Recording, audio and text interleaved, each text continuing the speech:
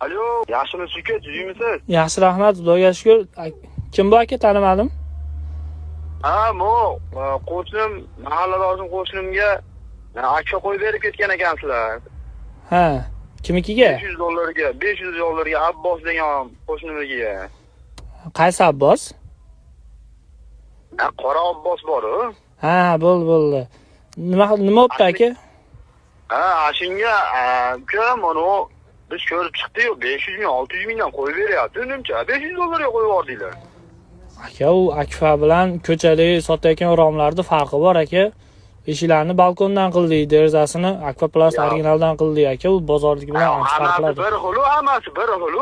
Yo'q, nima bir xil aka, bir xil emas. Plastikmi, boshqasimi, hammasi bir xil. Biz ko'rdik. Aka, nima ish qilasiz?